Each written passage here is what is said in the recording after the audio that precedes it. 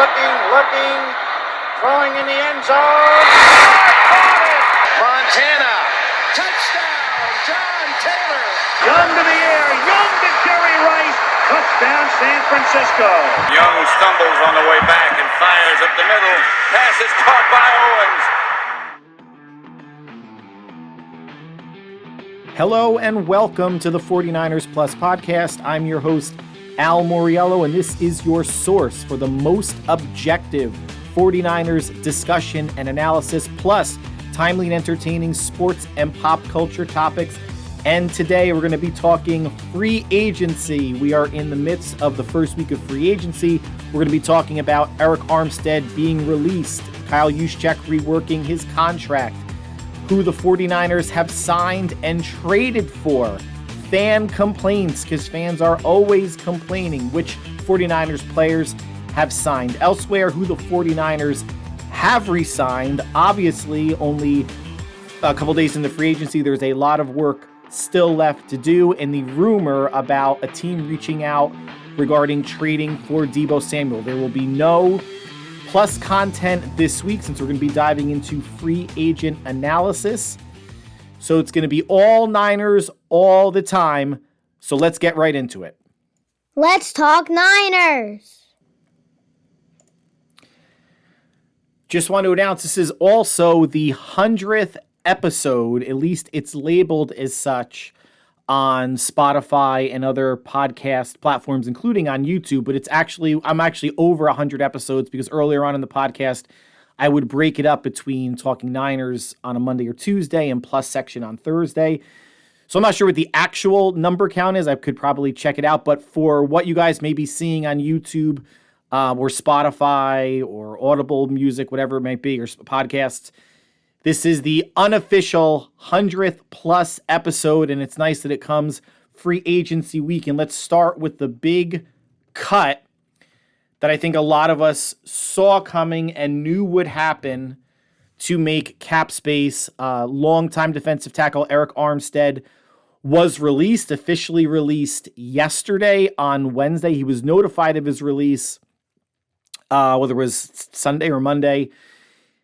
Armstead had a $28.3 million cap hit upcoming for this season, and he's coming off of a couple seasons where he's been injured. We've talked about the knee meniscus tear, the plantar fasciitis in his foot. The injuries and production no longer matched the costs, and honestly, it would be really hard to justify that cost even if he was injured. I mean, you might be talking about 90% of what an Aaron Donald or a Chris Jones can do to justify a $28.3 million cap hit.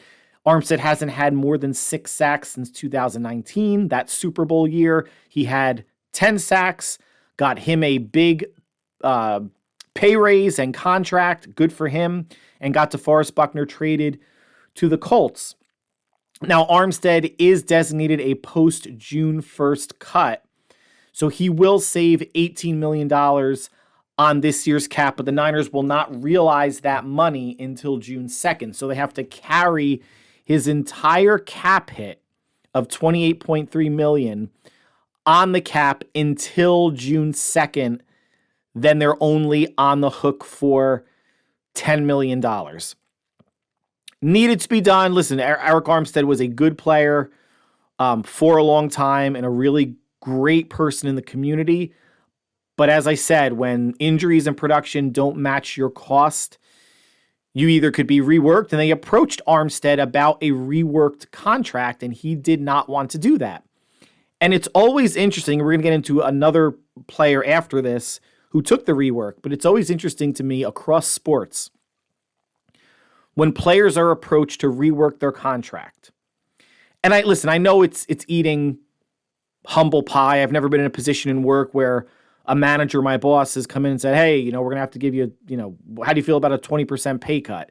Or we might have to let you go. Now, that's a kind of difficult thing to process. It's humbling. You, in your mind, are always more valuable than maybe other people think you are. And it's good when you take a stand for that, like Eric Armstead is. We don't know what the number was to come down. His base salary, I think, was $17 million, then had bonuses that accelerated or hit the cap this year to make it a little over $28 million.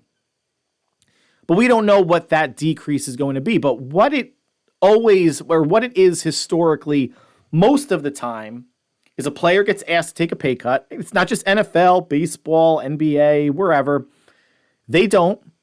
They get cut.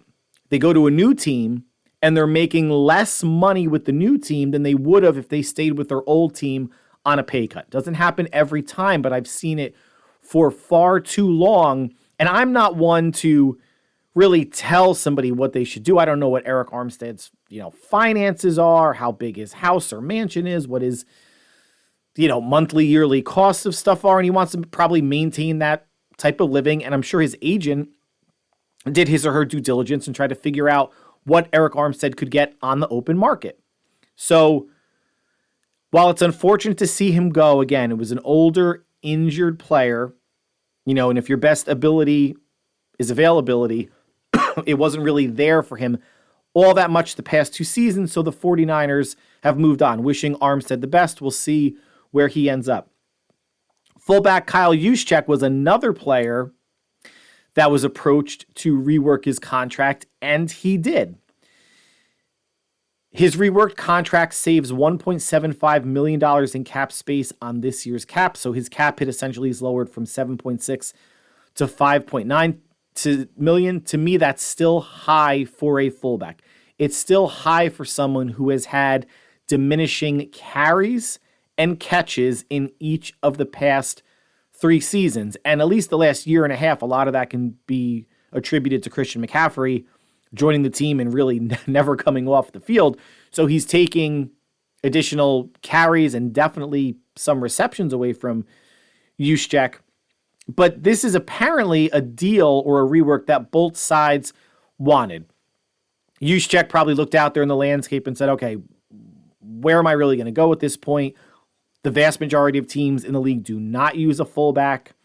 I think they looked at what some of the other top fullbacks were making, and his agent made the argument that, Kyle is just as valuable to the Niners, if not more so, than these other well-paid fullbacks are as well.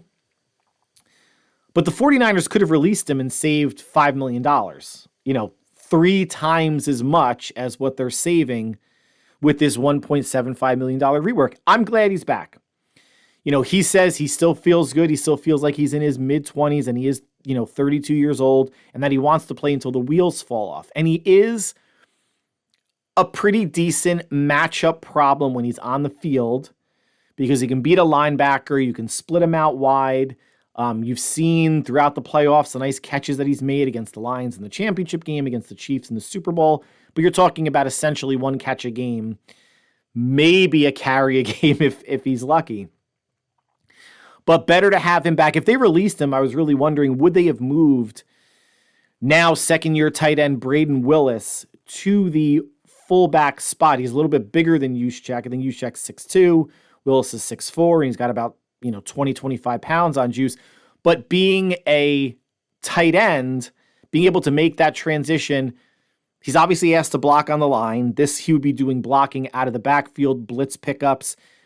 And he's obviously a pretty decent receiver because he showed his hands at Oklahoma. So you know that he can catch the ball. So I thought he could maybe emulate the Juszczyk role pretty well. And maybe he will do that in 2025 or 2026. But right now, Kyle Juszczyk still on the team. Both sides wanted it, and I'm happy about that as well. But the signings and the trades, 4 new defenders coming to San Francisco. The first couple days of free agency, the first in no particular order being defensive end Leonard Floyd, formerly of the Buffalo Bills, signed a 2-year, $20 million contract. Floyd is 6'3", 240 pounds. He will be 32 years old this season, but it is a 2-year deal, so he will be, if he's on the team through 2025, playing through his 33 age season. Durability. Leonard Floyd hasn't missed a game since 2017. Now, as you get older, obviously, in some ways, you get more fragile, more injury prone. So past durability, guys, guarantees nothing. But it's better to show that track record than show someone who was injury prone that the Niners signed. And after releasing Eric Armstead and Javon Kinlaw moving on, I really don't think they were going to do that. And for those that are poo-pooing Leonard Floyd of, is this the big splash signing? And I'm going to get into that in a few minutes. Floyd has had at least 9 sacks the past 4 seasons. That is far and away better than any edge has had since Nick Bosa has been here. Even though he's, we'll say, like a bit undersized compared to what the 49ers like to bring in at defensive end at 6'3", 240. They usually want to go maybe 6'4", 6'5", 260 plus. He's still a better edge setter than Chase Young, and this is the clear improvement over Chase Young, who is still, at least as of this recording, an unrestricted free agent. So that was defensive end number 1. Defensive end number 2, they went younger this time with former Carolina Panther Yetur Gross-Matos, signed a 2-year, $18 million contract. He's 26 years old. Bigger defensive end, 6'5", 265. 4 years in Carolina out of Penn State. He's had 13 sacks, but he is someone that can obviously play the edge, sets the edge on rundowns well, but he could also kick inside a la Charles Omenihu and Arden Key, who were former 49ers, and go with another edge rusher on the inside on clear passing downs. I thought maybe $9 million a year was a bit high, but are we going to quibble that if they got him for 2 years, $14 million instead of 2 years, $18 million? Replenishing the edge, and this is essentially the Clelin Ferrell replacement, which I believe is an upgrade as well. I mean, the stats between Yetur and Clelin are fairly similar, and we'll see what... I mean, Clelin Ferrell did get a contract from the Commanders, which was basically half of what Gross-Matos got with the 49ers, so maybe you can say from a value signing, the Ferrell signing was better, but the Niners know what they had in Clelin Ferrell. Got injured, unfortunately, at the end of the season, wasn't healthy for the playoff run. Went a little bit younger here, but again, someone that can play outside and inside, but another pass rush option along with Floyd on that defensive line. The Niners on the D-line did not stop there. They signed former Cleveland Brown Jordan Elliott to a 2-year, $10 million deal. He's 27 years old, 6'4", 303 pounds. And there were some rumblings of, that's a good signing as a rotational piece. He's not a starter. And he very well may not be a starter or get maybe as many snaps as, like a Bosa or a Floyd gets. But those interior players, Hargrave, Armstead last year when it was Kinlaw, Givens, they weren't getting as many snaps as defensive ends were, or linebackers, or safeties. They're basically rotated in at a 40 to 60% clip, meaning at most they're going to play 60, 65% of the snaps. So even if you're not a starter, you may get a comparable number of snaps at defensive tackle as if it's Hargrave or whoever else, maybe the starter if it's not Jordan Elliott. But what I would say here is Jordan Elliott was a starter for the Cleveland Browns the last 2 seasons. And this past season, the Browns were far and away the best defense overall and the best defense against the run. And I know people have picked at his Pro Football Focus grades that really aren't that great. But if you're starting on a number 1 defense on the line, there's a reason for that. And I think Jordan Elliott, whether a starter or a significant rotational piece, is a good addition to the D-line. In addition to, last but not least, Malik Collins, formerly of the Houston Texans, was traded to the 49ers for a 7th-round pick. He also has 2 years left on his contract. So we're seeing a theme here, guys. Floyd, Gross-Matos, Elliott, and Collins all are under contract for 2 years. And why that's important is at that point, Purdy is going to get paid. And the Niners will need to relook at their cost structure everywhere. Every position group, they're going to need to make adjustments and see where they want to spend a little bit more versus where they want to spend a little bit less. But a trade with former D coordinator D'Amico Ryans and the Texans. Malik Collins, 6'2", 310, will be 29 years old this upcoming season. 11 sacks for the Texans the past 3 years. 5 sacks last year. And we do have numbers for Malik Collins since it was an existing contract. An $8.5 million cap hit this year. And then next year, 2025, he has $10 million of non-guaranteed salary, meaning if the 49ers want to release him, they owe him nothing. And there's no cap hit. If it works out well and they want to extend them for a year or two, then they can spread that $10 million out. So it's not as large of a cap hit in 2025, but it does give them flexibility. Jordan Elliott, 6'4", 303. Malik Collins, 6'2", 310. Heavier D tackles than Eric Armstead, who is, I think, 6'6", 6'7", 280, 285. So they're getting smaller, more compact, lower centers of gravity, hopefully means better leverage than someone taller, though Eric Armstead, I'm not downplaying it, was a very good player and a good run defender for San Francisco. But they're getting beefier on the D-line, which we saw run defense being a problem. Now, whether that was personnel, and Eric Armstead did miss a good amount of time at the end of the season, schematic, or how they're playing the run in general, I don't know if they're going to go back to the all gas, no brakes philosophy, but San Francisco was always, a top 3, top 5 run defense unit. Even though the numbers look good during the regular season, the last third of the regular season, they were the bottom third of the league in run defense, and the playoffs were not great as well. So they're getting back to stopping the run while also bringing in players to rush the passer. That sounds like, at least under Kyle Shanahan and John Lynch's regime, 49ers football on the defensive side. One last note regarding Malik Collins. There was reports of a trade, Malik Collins for Eric Armstead. Not sure what else the Texans would have needed to give up, but that fell through when the Texans signed Vikings defensive end Danielle Hunter. So Armstead very well may be headed for Houston, but at least the Niners got Malik Collins for minimal trade compensation, a 7th-round pick. Before this trade was consummated, the Niners had 11 picks in the draft, and I said, they're not going to make 11 picks. 11 rookies aren't going to make this roster. They'll probably make between 7 and 9.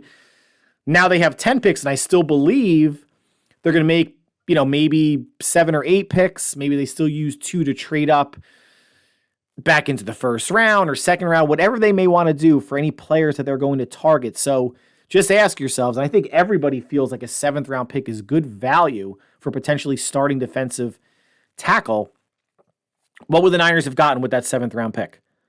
Someone who might have been a bottom-of-the-roster type candidate, cut candidate, or maybe someone on the practice squad. Very good value, and it shows that the Texans, for whatever reason, I don't know if they're necessarily wanting to get younger, if they're bringing in Eric Armstead instead of Malik Collins. He is older than Collins, but Malik was not in the Texans' plans. The Niners got him for a 7th.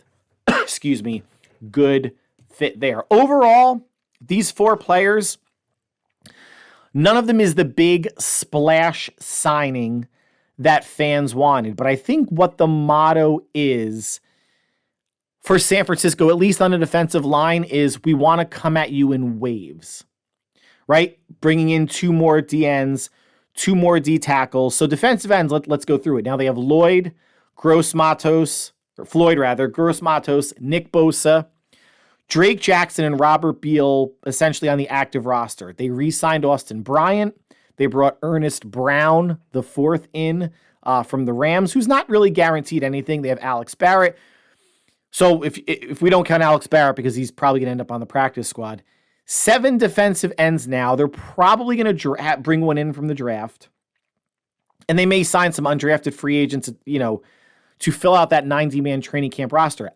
At most, they're only keeping 5 defensive ends. At most. So they're on their way to refortifying the defensive end spot with not only quality, but quantity as well. And same for defensive tackles. They brought in 2. So now you have Javon Hargrave, Kalia Davis on the roster, T.Y. McGill, Spencer Wage, who was a practice squad candidate player, who they re-signed to a contract this year. Again, no guaranteed money, I think, for either one of those players, or maybe T.Y. McGill has minimal. But now you're bringing in Malik Collins and Jordan Elliott, so that brings you to 6 defensive tackles. I'm sure they'll draft one either in the first or second round, hopefully the second round, because I think, again, I'm going to keep saying this until the draft, if the Niners draft an offensive tackle in the first round, that could solve your right guard spot by sliding over Colton McKivitz to right guard instead. But getting back into tackles, so they have, 6 defensive tackles on the roster.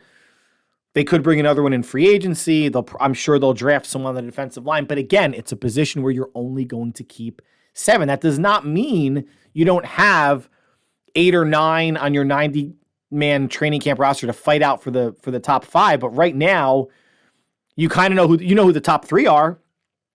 Hargrave, Collins, and Elliott, and you're really bringing players to fight for the last 2 spots. Same at defensive end. So I'm going to give this class right now, before I even see them on the field, solid B, a low B+. Because again, it's quantity and quality. 2 at the end, 2 at D tackle. But that's not good enough for some fans. But before we get into that, look at the value, the talent, and the quantity. And I don't think anyone is going to answer with the former when I pose this question, but would you rather have Eric Armstead on a $28.3 million cap hit, or Malik Collins, Leonard Floyd, and Jordan Elliott? And possibly Yetur Gross-Matos. I'm not sure what the 3 free agent cap hits look like, but we do know Malik Collins' 2024 cap hit is $8.5 million. So basically $20 million more in cap hits could essentially be those 3 other players that they signed. Would you rather have this free agent class or just Eric Armstead? That's the danger, guys, of making splash signings. That's why I in no way, shape, or form ever thought it was realistic when fans on Twitter and Reddit and other forms of social media were saying, Niners looking at Christian Wilkins, the former defensive tackle of the Dolphins, who went to the Raiders on a 4-year, $110 million deal. So you're talking, $28 million a year? There is no way, guys, let's use common sense first, right? Once we found out they were releasing Eric Armstead, they were never, ever, ever going to make a huge investment, a huge singular investment at defensive tackle again. Bring in 2 players. Bring in Collins, bring in Elliott. I like the 2-for-1. It's not even 2-for-1 because what Christian Wilkins is making in 2024 vastly is superior to what Elliott and Malik Collins are going to make. But I like the 2-for-1 mentality. Offensive line, the Niners have not addressed that yet in free agency, at least externally. Michael Onwenu, guard of the Patriots, re-upped with the Patriots. 3 years, $57 million, $19 million a year. They're not going to spend $19 million on a guard, guys. It was never reasonable. Never in the cards. And Danielle Hunter went from the Vikings to the Texans, 2 years, $49 million, $48 million is guaranteed. So that means that first year cap hit is going to be excess of at least $15 or $20 million. No way the Niners were going to do that. You can have a super high-priced defensive end like Nick Bosa, but on the other end, again, you're bringing in 2, Leonard Floyd and Yetur Gross-Matos. And are you going to, if someone says, individually, Danielle Hunter is better than both those players, of course he is. But the Niners want to build with quality and quantity. Again, come at offenses in waves. Anytime, this is just how fans are overall. Anytime someone is released, big name player or even a moderate name player, player X was released, Niners should sign him. And it's not just a Niner fan thing. It's everywhere, every fan and every sport thing. Players released, we should sign him. Thank God fans, including myself, are not general managers or people that have to deal with the salary cap. Because we have no idea really essentially how that stuff works, how you want to push money. And that's why there are people that are paid very handsomely to figure that out, what a cap it should be in 2024 versus 2025, 2026, etc. But the San Francisco is not going to spend big money. And I think there's probably some buyer remorse with Javon Hargrave. If you actually had to inject some truth serum into John Lynch or Kyle Shanahan's veins, I think they would probably say, you know what? We could have maybe went with a lesser D tackle and brought someone else or two other someone else's in instead of Javon Hargrave. And what do the Eagles do? They're like, okay, Hargrave, you're gone. Great. Then they drafted, and I'm blanking on his name, the D tackle out of Georgia, who had a really good rookie season, even though he is basically a murderer, right? Like, didn't he kill somebody or was in a car or accessory to killing someone in a car accident? But they got him for very cheap, and over time will probably surpass the production that Hargrave is going to have with the 49ers, although they do have an out after next year if they want to release Javon Hargrave. The cap hit isn't terrible. But fans, the complaints fans have, it is almost like if you don't have 22 All-Pros starting on your team and Pro Bowlers behind them, you're doing something wrong, GMs. Oh, this team sucks. They don't have an All-Pro at every level. The 49ers have All-Pros at basically every level of their team. Offensive line, receiver, running back, defensive line, linebacker, corner, and Hufanga is a former All-Pro at safety. How much more do you want them to do? There is a salary cap, even though people think it's fake. It's not fake because they released Eric Armstead. It's not fake because teams around the league are releasing players and restructuring contracts like crazy to get cap compliant, even though the cap went up by $30 million. This is stuff that everybody knows. And I know I'm just preaching to the choir because I have a very informed and intelligent audience. But you can only bring in so many high-quality players, right? Until the pocketbook or the wallet runs out of money, or until you have to play that seesaw game of, if I want to spend money here, I can't spend money somewhere else.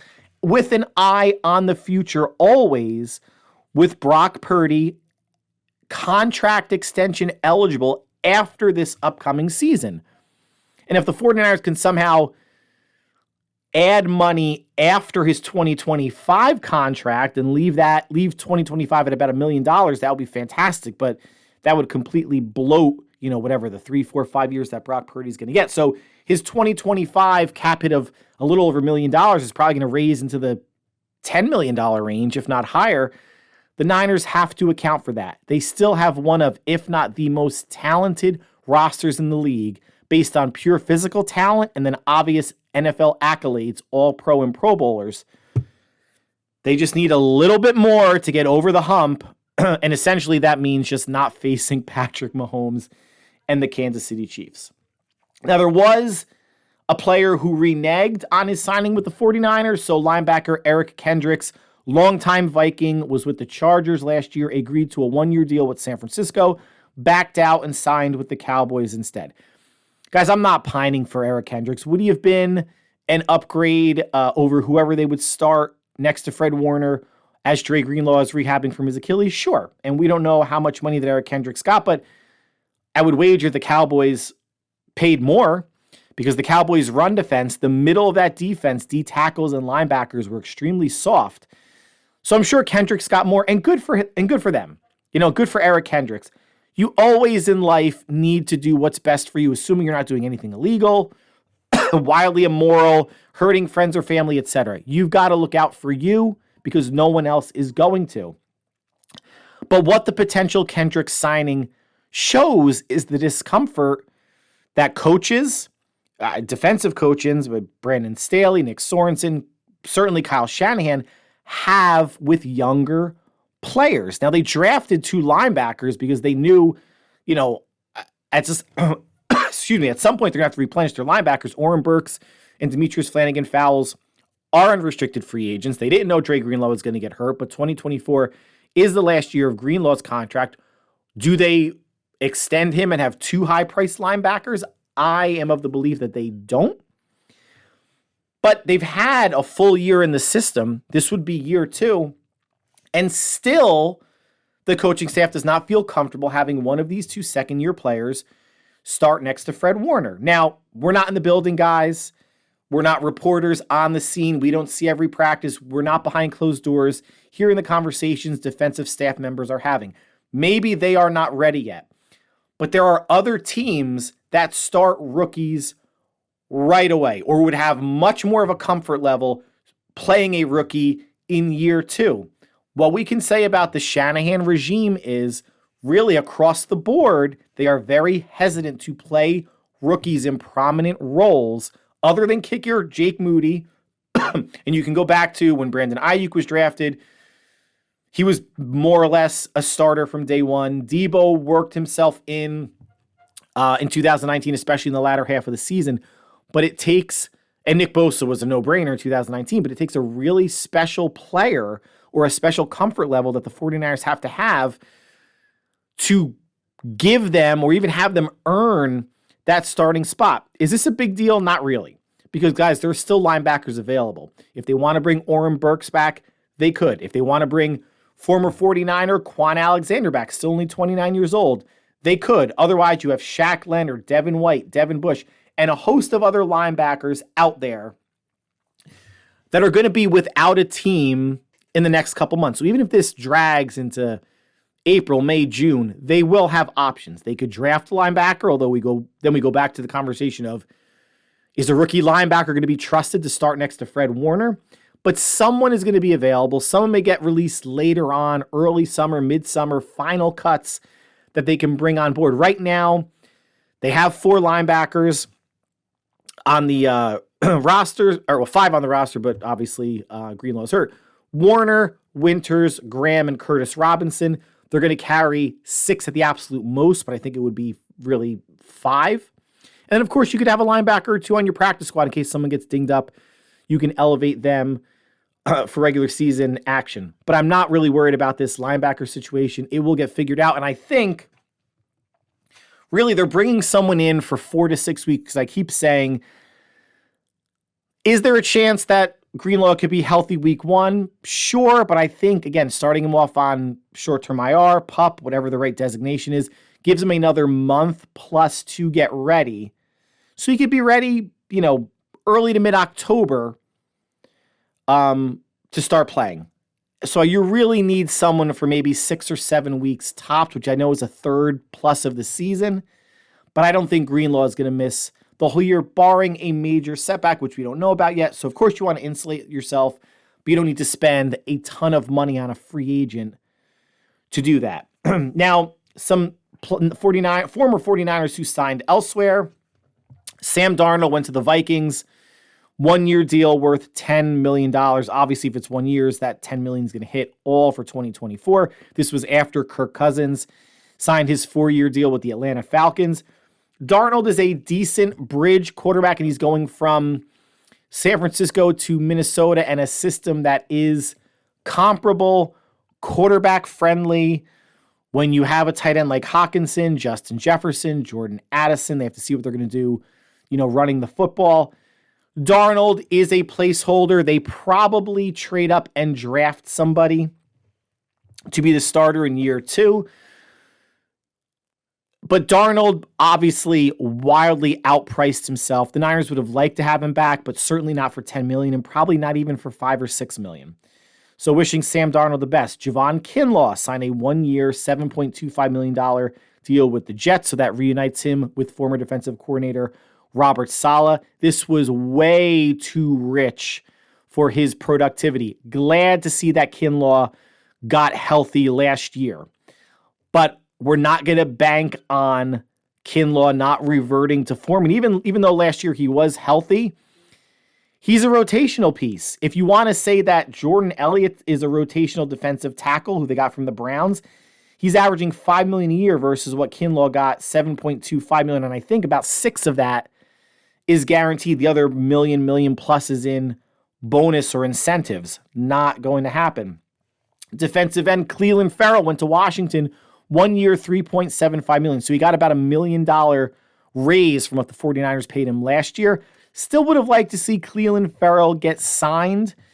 I thought he was a good base downs, run down defensive ends, but I guess after bringing in Floyd and Gross Matos, even $3.75 million would have been a little rich for the 49ers blood, which is why going draft or bargain basement defensive ends later on in the spring, early summer is the route they'll go. And most surprising, at least to me, Charlie Werner, tight end, signed a 3-year, $12 million deal, so obviously $4 million average annual value with the Atlanta Falcons. Way, way out of the 49ers ballpark for a good blocking tight end, but no one that I would call a tight end too, because if you don't add any value in the passing game, you are not tight end too. So the 49ers are left with George Kittle, all-pro, do-it-all tight end, and then second-year players Cam Latu and Braden Willis. Now, the 49ers need another tight end. They need someone that can be tight end too. I don't think it's either of the younger players, although they're good pieces. I don't think they're a dependable tight end too, should George Kittle miss some time. But then it goes back to where are you going to find this player? To me, it's got to be a free agent. It's got to be a veteran, someone that I think the 49ers and Kyle Shanahan can count on if Kittle misses time. To me, that's not a rookie. It's not a rookie. I think, depending on how the next couple of weeks go, could they draft a tight end and have them battle it out with either Cam Latu or Braden Willis? Sure. I just can't see Shanahan trusting, forget a second-year tight end, but a rookie with that tight end 2 spot, which has been an issue for the past 6 years. 17, 18, 19, 20, 22, 7 years, counting on my fingers like a child, since Shanahan has been here and drafting George Kittle. Now, who the Niners have resigned, 3 modest resignings, 1 more than modest resigning. So quarterback Brandon Allen back on a 1-year deal. Good resigning, knows the system, was with, obviously, San Francisco last year. The question is he QB2 or QB3? There's the distinct possibility that they can roll with Brandon Allen as QB2 and draft a rookie as QB3 and develop him for the coming years, because they would have him on a really cheap 4-year contract to either back up Brock Purdy or again be QB3. We'll see what the Niners do in free agency in the coming weeks. That would really kind of tip their hands either way if they're going to add a quarterback in the draft. Backup guard Ben Barch signed a 1-year deal, could play guard, could back up at center. Again, not a flashy signing, but signed off the Jaguars practice squad midseason, was active, I think, for every game, except maybe the first week when he was brought in, active throughout the playoffs. Good depth piece, could compete at right guard with Burford, with McKivitz if they slide him over, should they draft a right tackle. Does not hurt to have a utility lineman, and still young, late 20s, mid to late 20s. John Feliciano is still a free agent, and John Lynch has expressed interest in bringing him back. We'll see. Again, the price has to be right for both the team and the player. But I mentioned this in previous podcasts as a signing that I think would be smart. They brought Ben Barch back, 1 year, minimal money, good signing. And defensive line, again, Kevin Givens, good rotational piece, signed a 1-year deal. So another tackle. So now if we count, it's Hargrave, it's Elliott, it's Collins, it's Kevin Givens, T.Y. McGill, Spencer Wage. So they have some quality and quantity there. I don't think they are done adding D tackles or defensive linemen. And last but not least, Juwan Jennings was given a 2nd-round tenure. He was a restricted free agent, so that carries a $4.9 million cap hit. He's free to negotiate with other teams. If teams want to sign Juwan Jennings, they have to give up a 2nd-round pick. He is not worth a 2nd-round pick. I mean, think about it, guys. If Justin Fields is probably going to get traded for at best a 4th, and he's a quarterback, Juwan Jennings is at best a wide receiver 2, and to me, he's really a wide receiver 3. $4.9 million is high. No one's going to trade for him. But the Niners can still negotiate a long-term deal with him. Again, something like a 3-year, $9 or $10 million deal, I think is fair for what he brings. Again, averages 26 receptions a year. Yes, is a good blocker. Yes, is 3rd and Juwan, threw a touchdown. caught a touchdown in the Super Bowl, but don't let the Super Bowl be your lasting image of Juwan Jennings from a contract negotiating standpoint. That's how a Larry Allen situation happens, where I know we're going back mid-90s with the Cowboys, had 2 interceptions in the Super Bowl against the Steelers. Raiders signed him to a big money deal, did not work out. Always look at the entire body of work, and that is Juwan Jennings as a big slot receiver, not a starting boundary receiver in this league. So 4 good re-signings in my opinions, and I'm sure there will be, a few more to come in the upcoming days and weeks, but there's still work to be done, right? They're not done. Free agency just kicked off. The draft is in about 5 or 6 weeks. Offensive line depth, offensive tackle depth, or a starter. And I keep saying the draft is where the Niners are going to handle this. I really do believe in my heart of hearts that their first round pick, 31 overall, is going to go to a tackle. And then that tackle and McKivitz could battle it out for the starting right tackle spot. And if McKivitz loses, he'll be in a battle for the starting right guard spot. I think that's a win on a couple different levels. Cornerback 2/slot cornerback. Will the Niners dip into free agency to try to bring someone on the outside and finally kick Ambry Thomas to the curb? I don't know if Darrell Luter, 5th round draft pick last year, is up for that spot. But I think it makes sense to leave Diamador Lenore in the slot. He has played very well there this past season, but they do need a boundary corner. Will it be a free agent or will it be a draft pick? Defensive tackle, defensive end, we talked about. Could always use another body at each spot, whether it's a low-price free agent or a draft pick. Linebacker, we talked about, probably will be a free agent in the coming weeks or months that will sign, maybe even the coming days, who knows. And QB2 or QB3, what are they going to do on in between either Brock Purdy and Brandon Allen or behind Brandon Allen on the depth chart? Last but not least, trade rumors that the Baltimore Ravens reached out to the 49ers about Deebo Samuel, and the 49ers said no. There was a tweet that said, or at least not right now. I think that was whoever created that tweet added that on him or herself. I think the Niners flat out said no. They want to run this team back with some enhancements. Again, most talented team, one of the most talented rosters in the league, probably the most talented roster in the NFC. It makes no sense for the 49ers to trade him now. If so, it would only save $6.9 million on the 2024 cap. They'd be responsible, San Francisco, for a $21.7 million dead cap hit. But if they wait till after June 1st to trade him, they would save $22 million and have only a $6.6 million dead cap hit. Now, Samuel could be traded from June 2nd to anywhere before the start of the regular season. Should the Niners draft a receiver that comes out like gangbusters, they are going to extend Brandon Ayuk. He will be extended, no doubt in my mind. Maybe they draft another running back and McCaffrey in some weird way takes on a Deebo hybrid type of role. The 49ers are going to have options, but I do think that Deebo is on the roster for 2024, and really next year makes more sense to trade him for 2 reasons. One, there will be more significant cap savings both before June 1st and after June 1st, should they want to trade him. But more importantly, 2025 is the last year under contract for Deebo Samuel. He'll be late 20s. His playing style is not going to be conducive to an extension. I think Ayuk has the body type and the demands that are, or the skills that are demanded of him, that he will age better, or hopefully in a more healthy manner, than Deebo will, given the carries, the sweeps, the play style. So I think the realistic path is Deebo does not get traded this offseason. Ayuk gets extended.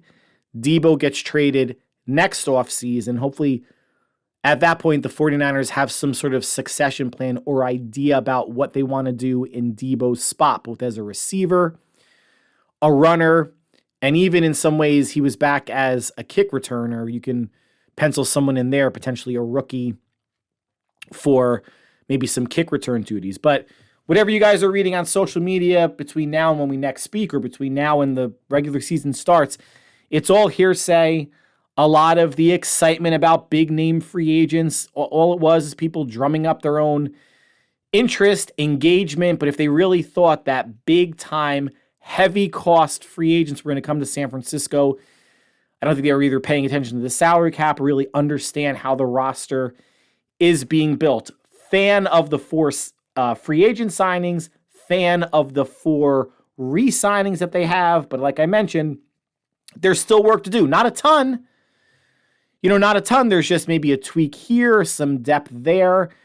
And we'll see, how free agency winds up at least the next 6 or 7 days until we speak again, as we roll through free agency and into draft season as well. But I'm going to stop there because that is the end of the 49ers section of the podcast. As I mentioned, there is no plus content. Hopefully there will be next week, but so much going on in free agency, at least for the 49ers, that I wanted to discuss that. And maybe next week in the plus section, we'll be talking some big free agent signings on other teams as well. But it's a 49ers plus podcast named for a reason, and the Niners get the headline because it's mainly about 49er stuff, and wanted to touch upon that this week. But until we speak again, hope everyone has a happy, healthy, and safe rest of the week and weekend and into the new week. And we will talk soon. Take care, everyone.